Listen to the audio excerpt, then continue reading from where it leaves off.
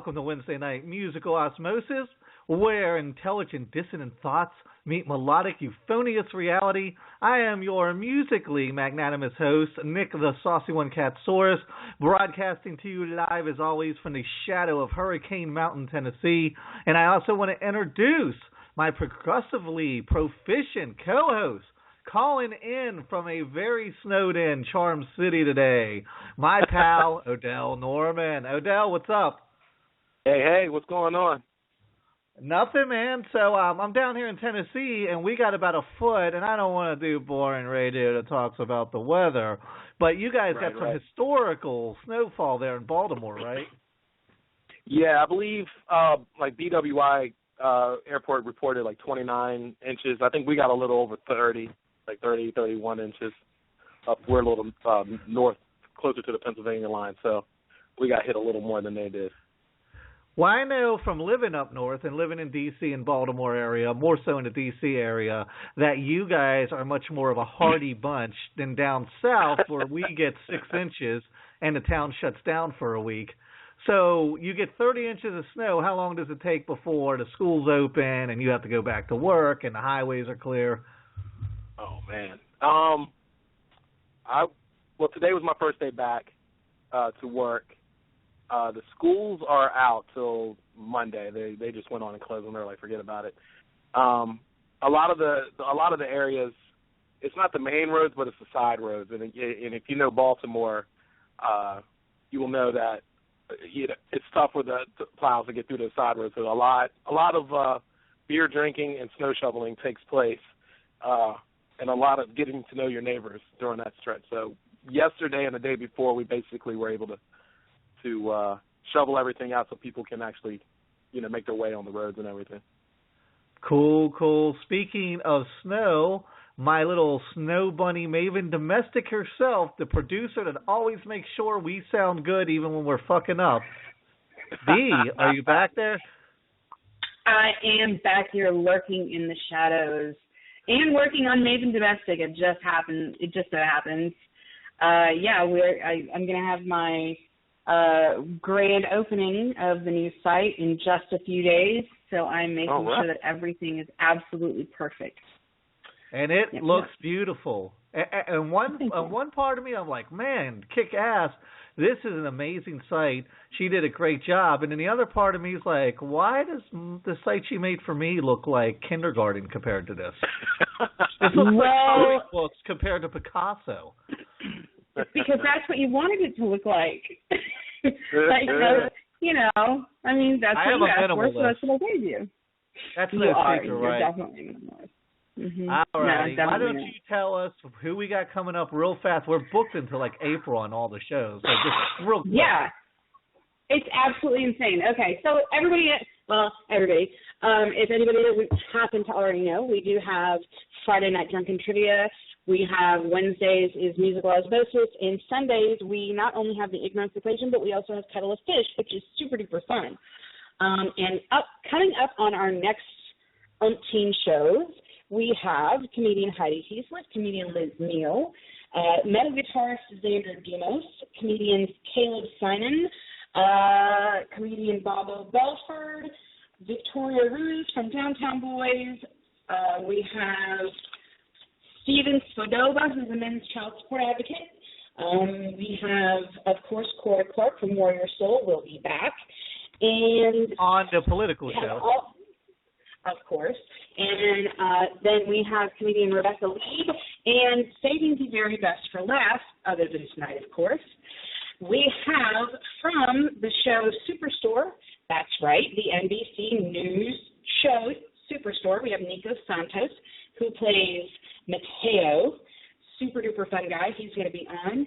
And we also have from Head of Class, Dan Frischman will be on, and that's going to be super awesome. Right. And we're off this Sunday, but the following Sunday, by the way, I just got a confirmation today, our pal Jeffrey Cabaservice, author Jeffrey Cabaservice, will be on to talk about the primaries when we come back. I think it's February 7th we come back.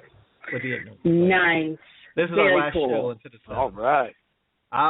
And we also have a new YouTube channel up which you put up all the musical Osmosis episodes, and you put up, I think, 17 episodes, and I got 15 freaking notifications that were like, anything this YouTube channel makes is going to go to the artist.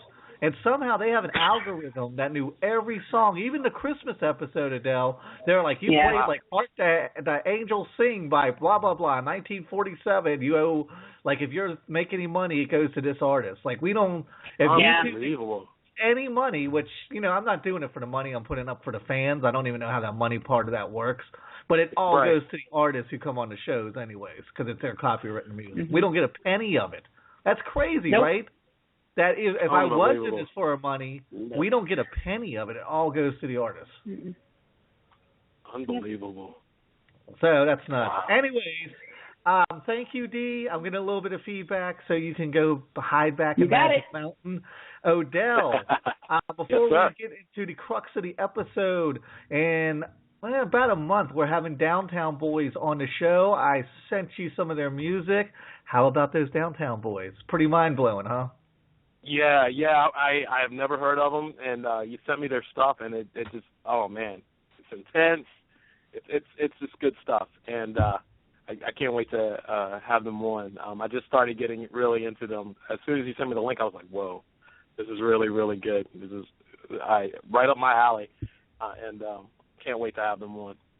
Yeah, and I saw an interview with Victoria on Democracy Now!, and that's how I got turned on to them, and I checked them out, and I was like, holy crap.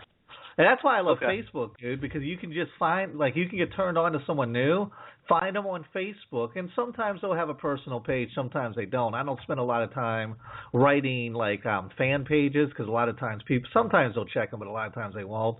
But lots of times you can find these people on Facebook, and they'll add you before they even know what you're all about. So I think that's pretty cool, right? When somebody that's really cool. Made some kind of success, like Nico from Superstore just kind of adds you and is open to talking to everybody. I just added somebody from another TV show today I'm going to talk to about having on the show in April. I won't release that yet. And I was like, wow, like I sent her a friend request. She became friends with me like 10 minutes later. And I'm checking out her stuff. She's really cool, so I'm pretty sure we'll be able to get her on the show. It's just, you can really tell the difference between the people who are like, I will not perform without a hairstylist, especially people that are like on the lower echelons of the entertainment world, and then the people who are really accessible. Like, we've had William Sanderson on a couple times, and I just contacted him through his website, talked to him. He's like, sure, gave us his home number, and I was like, all right, call me Sunday. Like, that's crazy to me when you are kind of an icon like William, and you're just like, yeah, I'm totally down with this. And then other people would be like, oh, well, how many units do you move or something like that before they would even talk to you. Well, that's like, I still get chills when when I see Al Piss like something that I put up, or Larry, the more from Peg Boy, put, when after the show friended them, and, I get comments from them or likes and stuff. I'm like, man, that's Al Piss for the Piss. It still gets me, that they're that cool, that laid back, and I think that's why they have such a big following too, because they are so down to earth. And that goes to show when we have a bigger band on the show, they may not get as many downloads, even though they're much more well known than Peg Boy, which I think is our most downloaded episode since we've been back. And I think it's because Larry is such an amazing guy that he has loyal fans, and a lot of times these guys don't do a lot of interviews, so it's kind of like we're exclusive. Exactly. And just the fact that they're willing to do that, knowing that what in their mindset, it seems like, why do these guys want to interview me? But when they come on, then they have a really good time and bring back a lot of memories that they had, and then you come to find out that they are coming out with something, that they are in the studio doing stuff. It's even more of a bonus. Yes. All right. This week, every episode we try to do, well, not even this week, today in rock, today in music history. Today was a pretty lousy day in music history. Not a lot going on. Elvis Presley did release, what song do you think he released today in 1956? Let me do some trivia, since I'm drinking, drunken trivia to you. 1956. I'll give you two more chances. Big hit. Hound Dog. No, you got one more. I don't know. Blue Suede Shoes. Yep. Heartbreak Hotel came out today in 1956. Let's see. Not like I said, not a whole lot going on. The Bee Gees made their live debut in the U.S. when they played at Anaheim Center in California. David Bowie, 1970. That was 68, by the way, with Bee Gees. Same day, weird. 1971, David Bowie arrived in the U.S. for the first time, and we were talking about David Bowie last time because he just passed away. Rest in peace, my man. Yeah, definitely. Then they have a bunch of weird ones. Madonna played in the UK for the first time. I don't know why that's a story. I saw the name Oasis, and I didn't even read it. I just skipped over it because I don't care what Oasis did in 1994, unless they wrote me a check and mailed it to me, and I didn't get it. They probably got in a fight with each other. They probably got in a fight or something on stage. and threw a tantrum and went and sat in beanbags and cried. Mm-hmm. Okay, James Brown, 1998. Do you know what happened to James Brown in 1998 today? He was arrested. Bet you do. Yep, charged with possession of marijuana and that wasn't a very complicated guess, and unlawful use of a firearm. And I think that would be like a misdemeanor. Yeah, especially with the firearm. Yeah. And born this day, a bunch of people I haven't heard of. Not a whole lot. It's funny how sometimes we do these, and there's like 30 different things, and you're like, holy crap, all this stuff happened today. And then other times you do, and it's kind of like nothing. It's winter, yeah. They were probably snowing out the driveway. Yeah. But I think somebody died from Rainbow, Richie Blackmore's Rainbow this week, because there's been a lot. Yes, Abe Vigoda. Abe Vigoda, yeah. Vigoda just died. Godfather. He died last night? Yeah, 94. 94. And I'm always amazed when these guys are still around who played, like, retirement-age people in the 70s, and they're still alive, like Betty White. I'll look at Betty White from the Match Game in like 74, and she's old there. And I was like, looks the same. Yeah, was she born? She looked like she was 60 ever since she's been acting in like the 50s. It's crazy. Steve Martin's the same way. Yeah, I think it's more his hair. You know, he was gray so fast that it was like, oh, let's see Martin. Well, I thought he had just white hair. That was his shtick. I don't know. Maybe it is. I don't know. I remember on the old Saturday Night Live stuff, he had like darker hair, and then and then it went like white. Yeah. Cool. Yeah, but Abe Vigoda. Am I saying that right? Abe Vigoda. The thing about him is, I just saw a thing about him a week ago where he had like this little joke website that said Abe Vigoda is still alive. And it was kind of like a commentary. It's like, I'm still alive. I haven't passed on yet. And it's just weird to me. And I know I made this point before. I cannot get my brain around what it must be like to be 80 or 90 years old and know every day could be your last. Like, I don't know if I told this story on this show, but I've definitely told it on one of the shows before. It like maybe 10 years ago, I was in a mall waiting. I was either on break or waiting for somebody, and I was in a bookstore, if you remember those, back when they had bookstores. Mm-hmm. And I was reading the foreword to Rodney Dangerfield's autobiography, and it started out, he said, as of the writing of this book, I'm 82 years old, and I only have a 1 in 10 chance of living until 90. And I feel healthy, I feel good, but I never really thought about death until I read that. And then my brain started working. I was like, what is it like to be 82? You feel great. You wake up every day. I mean, of course, you don't feel like a teenager, but you're 82, so you feel good. Yeah. And you're like, dude, there's a 9 in 10 chance that I will not be alive in 8 years. That's mind-boggling to me, that you live your life every day. I mean, it's almost like someone told you have 6 months to live. At least if someone told you you had 6 months to live, you would know you're dying. But to be 82 and be like, I've got a 1 in 10 chance of being alive in like 5 or 6 years. That's crazy to me, right? Well, that's why you got to live it to the fullest, man. That's why I love seeing, for example, George Bush, not senior, if you will, 41. He was skydiving every birthday till I believe like last year, if I'm not mistaken. Like every birthday he would go skydiving, and here's a guy that's been shot down. Here's a guy that's run different agencies, been the president. He could sit back and just chill, and he's like, you know what? I'm gonna skydive till I can't skydive anymore. That takes balls, man. And when I see people out here running marathons at 94 years old and 85, it makes you like appreciate the fact that if you have something, if you have a gift, if you have something to get out there, do it. Don't let society hold you back from doing what you love to do, just because it may look weird or it may seem silly. Well, you know how it is nowadays. It's like we're in our 40s, and sometimes when I go to shows, I don't go to shows as often as we used to go to shows. We literally would go to shows like almost every week. Shows, yeah. Yeah, and but when I go and I see a younger crowd, and in my head I'm like, man, some of these kids could be my kids, if you will, or vice versa. Like, and might be. Yeah, I hope not. God, no. But it's one of those things where I'm like, oh well, I love music.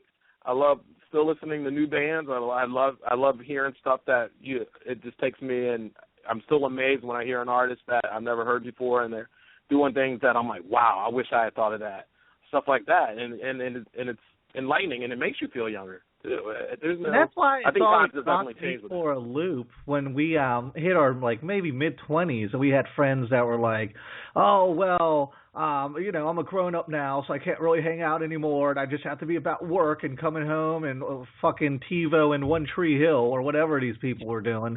And they basically gave up. They're like, well, my life's over. I'm married. I just had a kid. I've got a 9-to-5 job. Time for me to worry about my lawn. That's crazy. Exactly. That someone like, just no. the feet like that. Anyway, your kid. Yeah, let's not have a symposium on growing up badly. We've got Steve Kicks on the line from the Briefs. All right. As always, I want to introduce how I was turned on to the Briefs, and then you can tell me how you were turned on to the Briefs. As with many bands from that era, early millennia, if you will, the first time I heard of the Briefs, I believe, the same way I got turned on to a lot of bands was through Interpunk Radio, the site Interpunk, where I used to buy all my music back when you actually bought hard copies of CDs and waited patiently 3 or 4 days because you got like the quickest delivery. You paid the extra $4 and you sat there and waited, like badgered the mailman when he came by your house. I think I got turned on to, I'm pretty sure I did, from Interpunk. And I think they're one of the bands where I still have all their CDs, like actually on CD. And those guys just blew me away from the start. I always liked them. It's impossible. Their sound's infectious.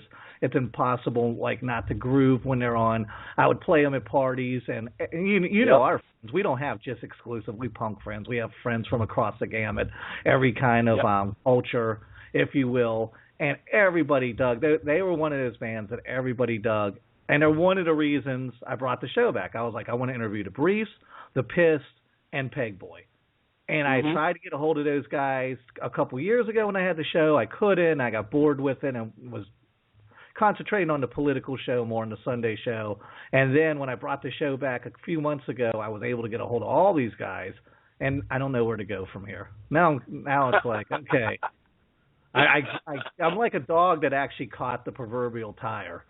Anyways, how did you get turned on to the Briefs? And then I'll get Steve in here. Well, basically, I got turned on through you. I remember going to, if I'm not mistaken, it was a party. I don't know if it was in Virginia Beach or if it was back up here at like one of April get-togethers and whatnot, and you were playing them, and I asked you specifically. I was like, who is this band?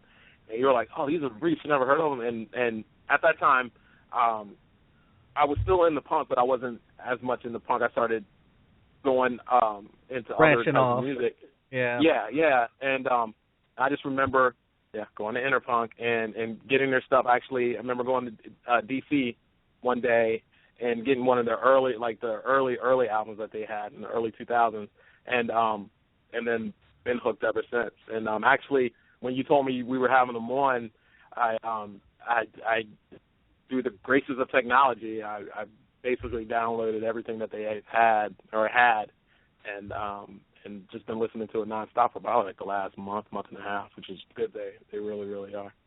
Yeah, I also really like a band where you have to watch where you wear their T-shirt, because I had a couple of their shirts. I had one that said, I think it said Pogo Motherfucker, and I was like, well, I won't be wearing this to like work to go pick up my check or out at the mall because somebody's going to get offended and start screaming at me. All right, let's get Steve in here. Steve Kicks. Hey, what's up, man? Hey, what is happening? Hey, what's going on? Hey, what's up, man? I got my dog here. Yeah, Alice? Yeah. Who's there? Yeah. Oh, yeah, you gonna get him? I got my little piranha here. Yeah, we have our kids back our dog downstairs with them when we're doing interviews, and we wouldn't be able to hear anybody. We got the same issue going on. Yeah. Oi, Alice. Yeah. Hey, man. I know Steve can do the interview, so I'm like, yeah, I'll do it. I don't do interviews usually, but I'm like, why not? You know, like I'm trying to pick up the slack for the breeze. Yeah. Thank you for coming on, bro. That's cool, man. Hey, I want to start with this because I don't know if you heard what I was talking about right before we cued you in, but you guys were always one of those punk bands that could cross over, and, you know, we would have parties, like every weekend, almost 60, 70 people at one of our places, and we would blast the briefs, and you guys are one of those bands. I don't care if it was like little college indie girls. I don't care if it was hardcore punk rock people, my death metal friends. Everybody was like, who's this band? And dug you guys. Still probably a lot of them still dig you guys. But back then in those party modes, everybody loved the briefs. Yeah. And I was kind of wondering, audience-wise, when you do shows, does your crowd seem a little different than other punk crowds? Is it not just exclusive? I imagine you guys have like a big crossover. Yeah, it's pretty much a crossover of everything, you know, like, you know, from every genre of music, you know, like, like, of course we're like old school punk rock, but I meet people that are, you know, that listen to, you know, different types of goth and death metal, and you know, it's, the briefs are the briefs, you know, like, you know, man. Yeah, you know, and I definitely get that. One thing I really like about you guys, and it's something I think that's kind of hard to pull off, is you guys have a lot of songs that have a lot of political overtones, but you don't take yourself too seriously, and those songs are fun. And I love Propaganda and Against All Authority and bands like that, but your music's so accessible, and you've got a political message, which I'm a lyric guy. I've said it 1,000 times. I write songs. I love writing. You guys' lyrics are right on the money, and the music is fun, and you guys are fun to watch and be at a show with. Yeah, you know, I think people, they take it, you know, like Sex Objects, when they wrote that. Actually, I didn't play on that album. I only did Steal Your Heart, but I think Destroy the USA and No More Presidents, and, you know, like, it was just, you know, like, people don't get the songs. It's, you know, like, it's cheap, you know, like, it's like, some people just don't get it. Like, you have Dan and, Chris Brees with his Destroy the USA. I've had people come up to me like, oh, Destroy the USA, what's the problem? Like, it's like, no, you know, like, it's not about Destroy the USA. It's about, you know, like, you know, it's a joke. You know, like, I mean, it's, I don't mean to say a joke, but... Right, and I took that as destroy the concept of the USA. Yeah, exactly. They just don't, Yeah, so, I mean, I totally get that. I mean, is it important to you to connect with people music-wise? I mean, if they come out and have fun, do you even care if they get the lyrics? Or is that something that's important to you guys? Hey, we're saying this, and we want to connect with you people as far as our message? Or is it like, dude, as long as everyone's having fun, it's either they get it or they don't. either you get it or you don't, you know, like the Breeze, like we're not telling you to go like destroy the USA. We're just like, it's a song, you know. Yeah, and a lot of people don't get it. They're just like, oh, you're so, you know, anti fucking America, whatever. But it's not about that, you know. Like we're just, yeah, they write the songs, and you know, like it's just like, yeah, it doesn't mean anything about that, you know, and most people don't get it. It's like then we have people coming to our shows like, oh, you know, oh, you guys are anti-America and all this shit. It's like, no, we're not. You know, it's a punk rock song, man. But now being anti-America is kind of cool. Like that's kind of the trendy. Like, yeah, Bundy militia, stick it. So, I mean, you guys should be getting praise now, right? With these Tea Party units running around, right? Yeah, you know. I could have sworn I saw somebody in the Oregon militia. I'm in Belltown right now. I'm in Belltown, Seattle right now, and it's like, let's write a song about how Amazon's taken over Belltown, Seattle. Exactly. And that's what's important. Might as well. I've always said the crazy thing about this whole right-wing movement. I'm a political guy by nature, so I'll try not to get too political. But I was like, you know, I used to write for a band, even Steve, and I played bass and wrote all the lyrics, and I was like, stuff that people used to say, you hate America, and fuck you, go back to Russia. Like now, if I played it, like the Tea Party would stand up and salute me. Like it's crazy that cultural shift. So I'm sure you've seen that over the years, right? You know what? I haven't seen Steve in a little bit, but like, yeah, we're doing another tour coming up. Nice. In May and June. I think we're doing Punk Rock Bowling, and I think we're doing the Briefs. Nice. I think we're doing a Buzzcock show, or maybe two, hopefully. Like, but yeah, you know, I'm just in the heart of Belltown right now, and I say the heart of Belltown, yeah, because they're trying to destroy Belltown. I know it's not about Belltown, but we're talking about the Briefs here, but and I still have the Briefs jam room, and actually they're gonna be flying out here. We're recording a new album, so we're gonna practice in our old practice in our old jam spot where we were. You know, I joined 13 years ago, so we're gonna get that going again. Yeah. So we have a whole little. Is that where you guys did the live album? Yeah, that's where we wrote. Well, they wrote "Still Your." Oh, that was the Breeze jam room. Like the only album I did with them was "Still Your Heart," but we wrote it. I think in a week or so. Unbelievable. Yeah. You know, too much touring. You know, that's what happens. When you're on tour with a band, too much touring, then you have to take 10 years off, take a 10-year break, and so now we're starting to tour. We do a couple tours a year now, and it's everybody gets along, and you know, like it's cool. We're back in the swing of things, That's good stuff. Cool. That's good stuff. Well, that's a great segue, because I wanted to ask you. It's been 10 years maybe since Steal Your Heart, and I was going to ask you about a new album, and you brought it up. Tell us about the new album, how it compares to the old stuff. Are you coming in? Did you actually write anything on Steal Your Heart, or did you come in after most of the songs were already done? No, I wrote one song on the album, 40 and Above. Right. And I actually, Dan wrote Move Too Slow, but I sang it. But we were supposed to record 3 months ago, but a lot of shit went down, so I had to cancel the recording session. But I don't want to get into that, but we're planning it out right now. We're gonna, you know, they're gonna come down.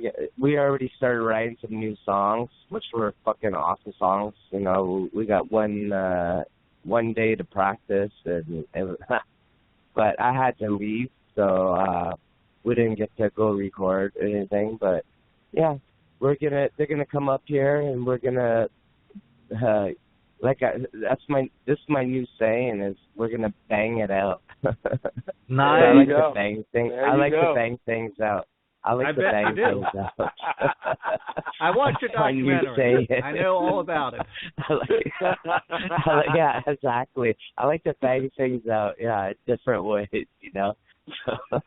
Well, speaking of banging things out, you got to tell us. I'm excited. You got to tell us about this new album. What's the sound like? Subject matter? Are you doing more songs that are going to get people to go, you hate America?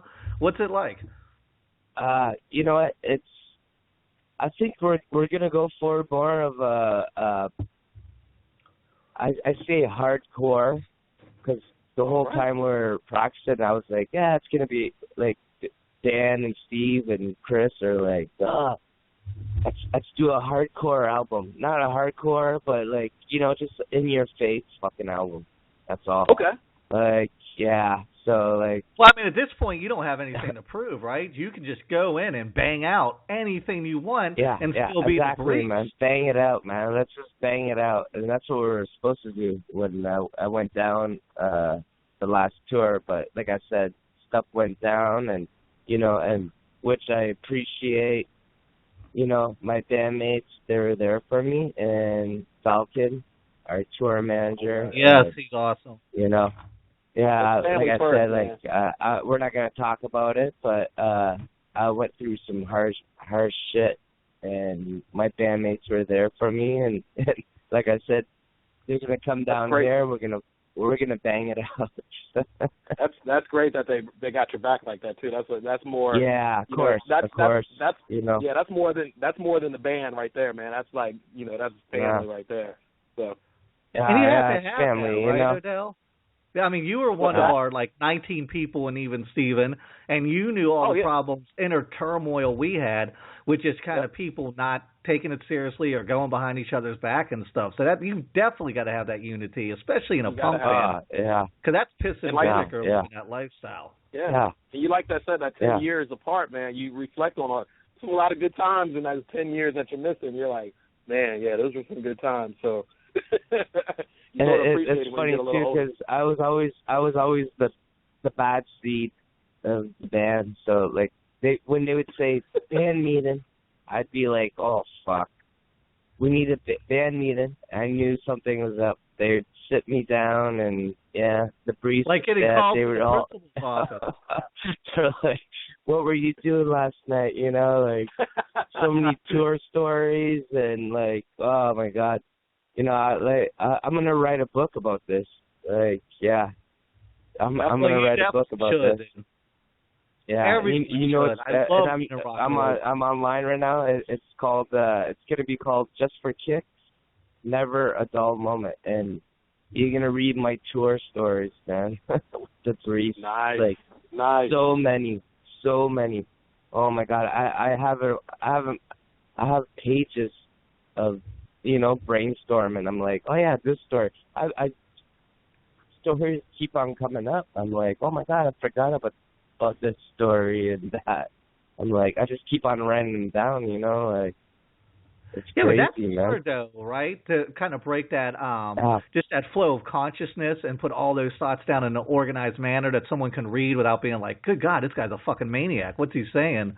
Like, I've tried to write a book, and halfway through, I'm like, this just sounds like all garbled because there's so much, and it's flowing out of me, but it's not organized. You having that same kind of problem when you write? Yeah. You know, like, we started writing the book, 2 sessions, but then I got in trouble with the law, and, you know, like, I'm not going to get into that, but, so I had to stop writing it, and I'm just like, once I go back to Canada, because I'm Canadian, right? Like, I'm not going to say too much about it, but I'm like, once I go back home, you know, eventually I'll write this book, and everybody's gonna get to read about it. Be like, wow, you know, I read David Lee Roth's book and Sammy Hagar's book, you know, like rock stars, but yeah, my book's gonna be fucking a punk rock fucking memoir, you know, like, yeah, you're gonna be like, holy fuck.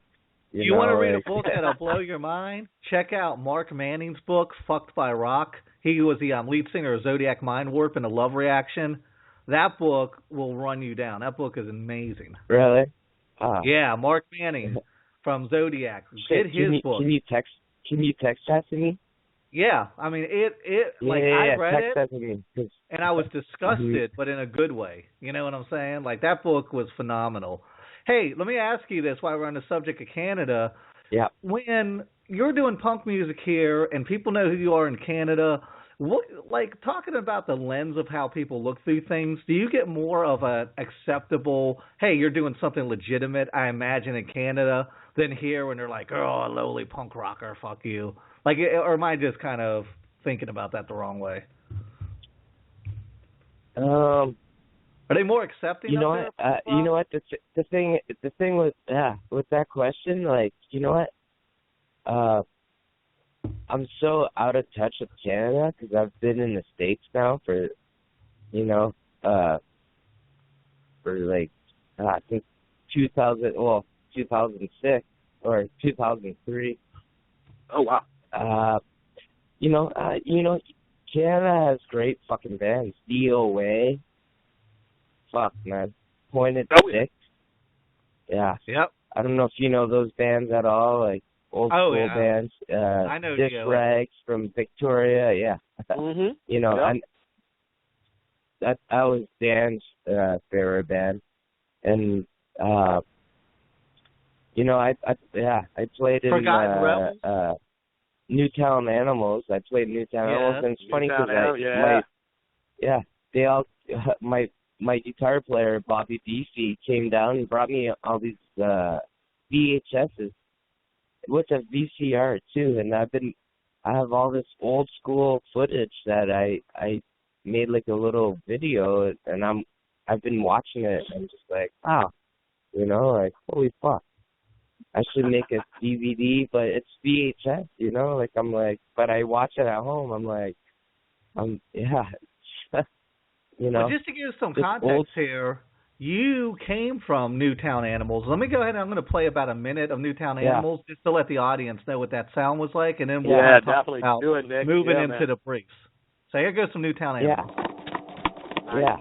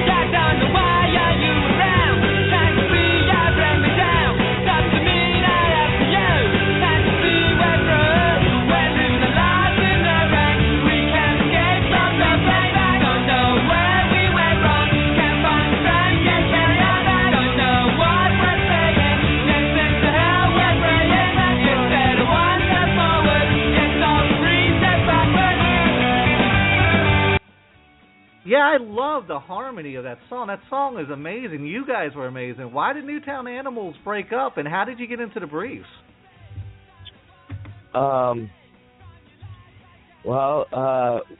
Newtown Animals kind of broke up. That we got back together, and the reason Newtown Animals broke up again was because the Briefs called me, and they're like, I got a phone call, and they're like, hey, can you do a 2-month tour with us? So I came up here and I did the tour, and one tour led to another tour, and then it was like, hey, do you want to be part of the band? And I was like, yeah. I was like, of course, it's the Priest. I'm playing with my favorite band, man. You don't even know. I'm playing with my favorite band. Like, we used to play with them, you know, like, and man, yeah. It's like, it's not every day you get to join your favorite band, you know? No, true that. I get to join my favorite band. Like you said, I saw the Breeze play live, and I was just like, what? Who is this? You know, you don't see that every day. It hit my heart, you know? Like, I'm like, you know, and another thing, too, look this up, MIA. We used to cover this song. It was Mike Comrie. Yeah, Tell Me Why. Make sure you play that song. Yeah. Okay. Yeah. 'Cause I didn't listen to that song. Yeah. Tell Me Why. And we covered it, and he used to sing it with us.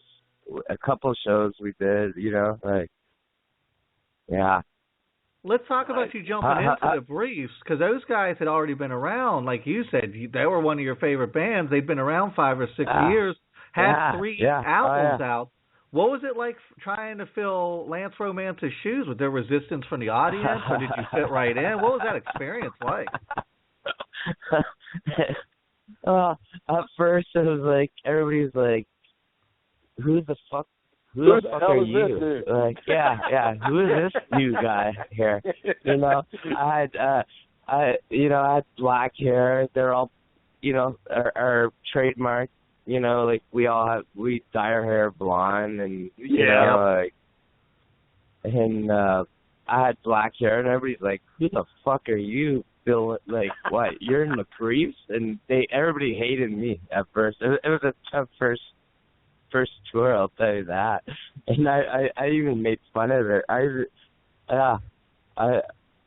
was just like, hey, I'm just happy to be playing with them. And of course, you know, like, I'm like, hey, I'm just filling in, and it became more in the, you know, I was like, all right, now you're in the band now, you know, like, you know, after 4 months of touring, they brought me to Europe, and sweet, you know, yeah, you know, it was cool, man. Those guys, I love the band. Like, you know, when you spend every day in the van, you have Falcon driving, playing classic rock and roll, like, if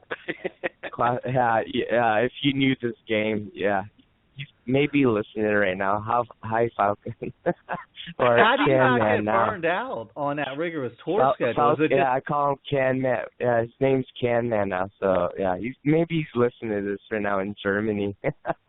Nice. He's probably listening to it. Hell yeah. Yeah. You know. How do you not get burned out on the road, though? I mean, you guys, especially back in the day, had such a fucking rigorous schedule. How do you keep it all fresh every night? Man, you know, that's what happened. We got worn out, and that's why we had to call it quits for a bit, because we used to tour like 6 to 7 months of the year. You know, it was like, it was too much, and we all got exhausted. And you know, like, you can only play at different places, and you know, we played Denver like 4 times. Like, it was like, oh, we're in Denver again, and I don't. It just became, we had to take a break. You know, that's what happened. And Dan moved to California, and Steve still lives in Seattle. He just moved to West Seattle, and I still talk to him a little bit. Yeah, and Chris in Germany, so. And Falcon's in Germany, too. Falcon's part of the fucking crew, you know, like, he helped me out with my last little tour thing, you know, like, but, you know. How do you guys get all together? Y'all are so, you know, you spread out.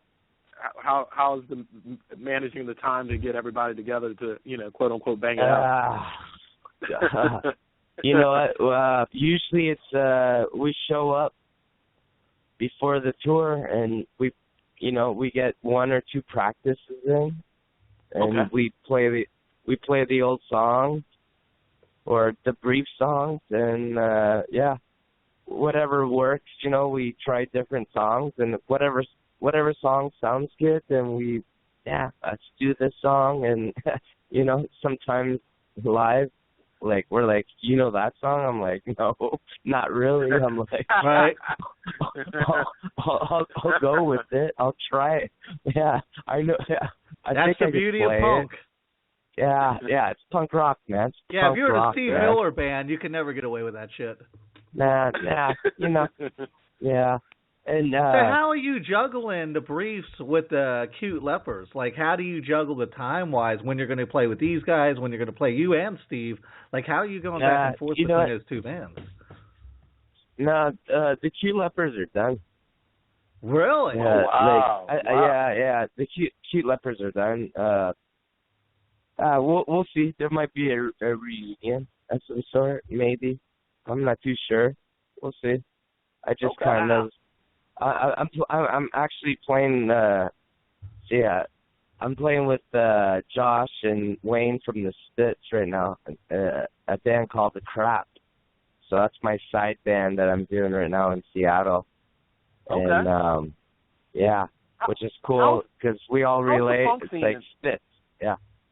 How's the punk scene in Seattle? We hear so much about, the grunge scene and this scene and that scene in Seattle, but how's the punk scene in Seattle? What is that like? What does that entail? Is it just all police in your crowds? Yeah, no, I haven't been going out. I've been just staying in my place. There's no good bands or anything. That's why I don't go out. I don't go see any shows. But I live on the Strip. I live on a strip of the old grunge days, like Crocodile and my jam room. Yeah. It was Pearl Jam's old jam room. Like, yeah. Wow. I'm not gonna get into it, but yeah, it's crazy. I go downstairs. I'm like, oh, Eddie Vedder lived in that room. I lived on that couch over there. Holy so a lot of it's history. Crazy. Yeah, a lot of history. Oh, yeah. And I live right next door to the Crocodile, so, and actually the they're called the Black Dog Forge. We practice downstairs. And now they have tours. There's tourists outside the jam room. They're all my outside. gosh. Yeah, so I break him inside, like Louie from the Black Dog Forge. He brings them in sometimes, and I'm like, hey, holy shit, come on in, yeah. And they're all like, this girl's like, oh, it's this old Pearl Jam's fucking jam room. So they're all taking photos. I'm like, hey, do you guys want to come in? Like, it happened like a month ago. I just showed up. Unbelievable. And I actually brought them all downstairs, and and I was like, yeah, hey, that's got to be a surreal experience, man. Old school. I cannot even imagine the shit that you guys have seen.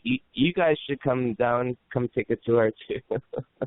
Oh yeah, heck yeah. If I'm in Seattle, I'll definitely do that. I want to make it out to the West Coast next summer. Hey, I want to talk to you about a couple more things here, unless Adele has something. The Joy of Killing EP, because I don't think a lot of people know about this EP. How did that come about, and how did you choose? I mean, there's a lot of great covers on there, especially Angry Samoans. That's one of my other favorite old school punk bands. That's one of my favorite bands of all time, man. Did you guys have these songs sitting around and you said we want to put on an album, or did you guys specifically pick songs to cover to put it together? You know what? I wasn't playing in the band when they did that, but really? Yeah, they just we used to play Killing Time, from Angry Samoans.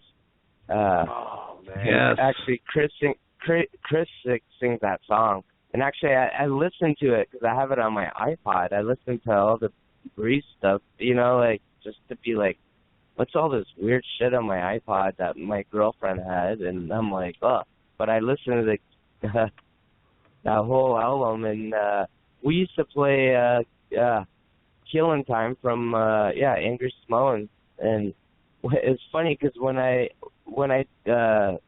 practiced with them, I didn't really know Angry Samoans, and Chris Brees was like, "You don't know who they are?" I'm like, "No, Angry Samoans, I know who they are, but I just didn't know their music." But they just made a whole album of, Killing with the Damned. Shit, what's the song they do from the Damned? Is it Stop? No, it's not Stop Your Lights Back. Out. Lights Out. Yeah. Born to Kill. Yeah, that's right. Yep. So they did that one, and but yeah, no, they just, that's the Briefs. They do weird singles. We do weird singles, and yeah, like, I'm just, I'm just going through a hard time right now, and I can't wait to, do another tour of those guys. Like, they're family to me, They really Is that are. what keeps you focused? Is the music? Is that what keeps you from completely flying off the rails? It keeps you grounded? Yeah. I need to get back into my music world here. 'Cause, like I said, I'm just going through a hard time right now, and I'm, you be safe, and man. if the Briefs are listening right now, I just want to thank them because they went through it with me too, and that's good. That's good. Like, and Falcon, I know you're listening in Germany, or Cam, man. Unless it's 3 a.m. over there or something. Yeah, okay. Yeah, he's probably, who knows what he's... Well, let me tell you this, man. Let me give you some advice, because this is what I do. And I've gone through, me and O'Dell, we've known each other, God, almost 30 years now. Almost 20 30 years now, 25, yeah. And I've been through my ups and downs, and you know the crazy shit. I mean, you're talking to a guy who had a 6-day marriage from a girl he met online, married her the next day, and 6 days later she left me to go live with the Hopi Indians in New Mexico. Really? Yes, absolute true story. And the reason, and this is the crazy thing, my first wife, I knew for 20 years, we were best friends. I waited until I was like in my 30s to marry her. I did everything the way you're supposed to, and that marriage crashed and burned in 6 months. So then when I met Paisley, never trust a hippie, when I met fucking Paisley, I was like, all right, well, I'm going to Danny never trust a Barnaducci. hippie, no. Never. I was like, I'm going to Danny Barnaducci this situation. I'm going to do like George Costanza, and if everything I do is wrong, I'm going to do the opposite and marry this chick I just met. And 6 days later, she left me to go live with the fucking Hopi Indians. Oh, my God. And then 3 years later, I saw her on the side of the interstate with her dog bumming money.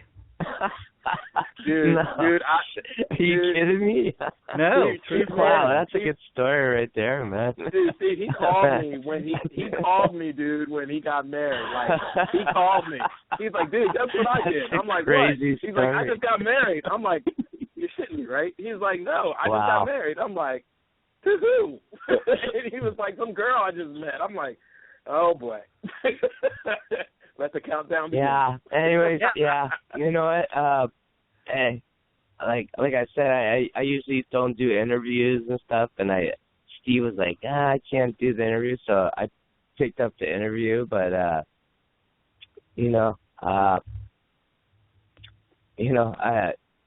was on tour with the Briefs, let me interject real quickly. We'll see the Cute Lepers, and we'll see what happens with the Cute Lepers. But the Briefs are back. Like we're gonna record a good fucking album. We already wrote a couple of cool songs. Like you're gonna be like, wow. Like I was like, and it was weird because we wrote it right in this our practice room. Like usually everybody brings a song in, but we wrote all these songs together. It was like, wow, like holy shit.